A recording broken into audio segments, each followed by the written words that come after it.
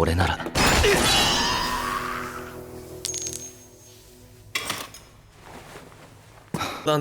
Pernah ngerasa kamu bisa ngelakuin segalanya, tapi tetap dianggap nggak berguna? Kalau iya, anime ini ceritanya tentang kamu. Bayangin deh, kamu dikeluarin dari tim, bukan karena lemah, tapi karena kamu serba bisa. Kedengarannya konyol kan? Tapi ini beneran ada animenya. Terkadang, yang paling nyakitin itu bukan musuh, tapi temen sendiri yang bilang kamu gak berguna. Hai, masih bersama Anifood ID. Mungkin sebagian dari kalian masih bingung, karena saya memulai alur cerita Yusa Party wo Oida Sareta Kyobinbo, atau dalam bahasa Inggrisnya Jack All of Trades, Party of None. Langsung ke episode 3-nya, ya kan? Nah, di video ini saya buat ringkasan episode 1 dan 2-nya khusus buat kalian yang penasaran dengan alur ceritanya. Oke, langsung kita bahas. Di episode pertamanya, kita diperkenalkan pada Orundura, MC kita, seorang adventurer serba bisa yang punya latar belakang unik. Pernah jadi swordsman atau prajurit pedang, lalu berubah jadi enchanter atau penyihir dukungan. Demi kebutuhan Hero Party tempat ia bergabung. Pembukaan yang menyakitkan. Kita langsung disuguhkan adegan Orun bersama Hero Party di sebuah dungeon, tim yang tampak elit dan penuh ego. Walau Orun bisa memakai sihir untuk bantu serangan dan pertahanan, ia bukan ahli di bidang apapun, yang membuat anggota tim lain skeptis. Dia dalam posisi aneh, terlalu lemah buat jadi hero utama, tapi terlalu rumit buat dipanggil ahli. Hero Party yang dipimpin oleh Oliver Cardiff, teman masa kecil Orun, tiba-tiba menyingkirkan Orun dari party. Apa alasan mereka? Kamu terlalu rata-rata, bukan yang terbaik di apapun. Drama klasik, tapi pedasnya bukan main.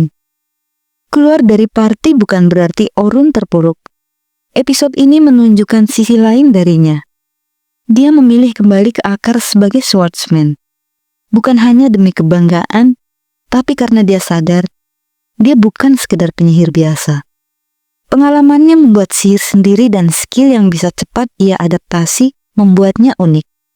Dalam sebuah dungeon, Orun secara tidak sengaja mendengar sebuah party meninggalkan salah satu anggota mereka yang terjatuh karena serangan orc.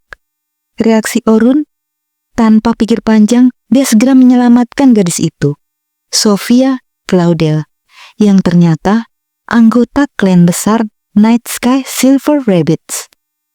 Sophia diselamatkan bukan karena moral, tapi karena Orun jelas punya jiwa kepahlawanan yang kuat, dan ini bakalan penting.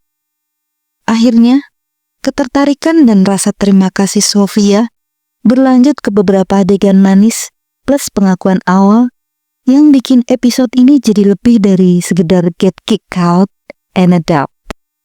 Konfrontasi tak terduga. Selma Claudel, kakak Sophia dan salah satu enchanter terkuat di benua, juga muncul di episode ini. Selma mengenali Orun dari dungeon sebelumnya, dan tampaknya ia heran kenapa party lama Orun membuangnya. Ini bikin Orun mulai dipandang bukan sebagai pecundang, tapi sebagai sosok yang pantas diperhitungkan.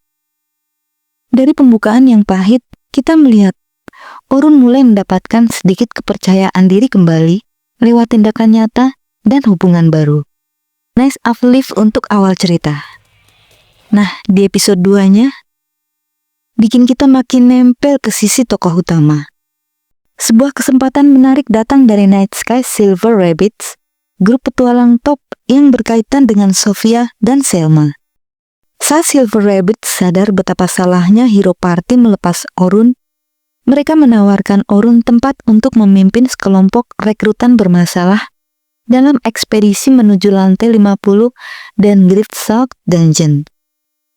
Rekrutan bermasalah itu terdiri dari Sophia, yang kuat tapi masih malu untuk bekerja secara tim. Logan Hayward, enchanter berbakat yang arogannya minta ampun tapi kurang pengalaman. Terus ada Caroline Inglot, defender yang manja dan suka ngedodge. Plus para veteran lain yang siap melihat Orun kalau dia cuma bisa serba bisa. Tantangannya bukan sekedar monster di lantai bawah, tapi mengkoordinasi tim yang super beragam yang ceritanya kaya banget drama dan potensi komedi.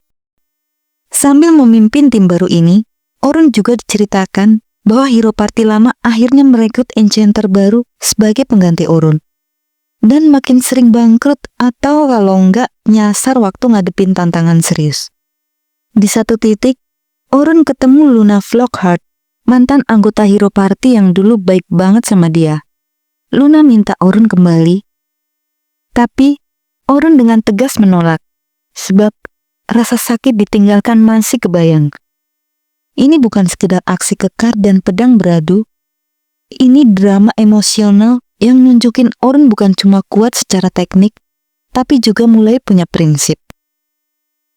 Dia nggak akan kembali ke masa lalu yang ngerendahin dirinya. 2 episode awal Jack of All Trades, Party of None memahat tema besar yang lebih jelek banget. Sebab bisa bukan berarti lemah. Perjalanan seorang underdog itu bukan soal menang cepat, tapi terus bangkit. Kekuatan itu bukan cuma skill terkuat, tapi gimana kamu pakai semuanya bareng-bareng. Jadi kesimpulannya, Jack of All Trades, Party of None bukan anime soal jadi terkuat.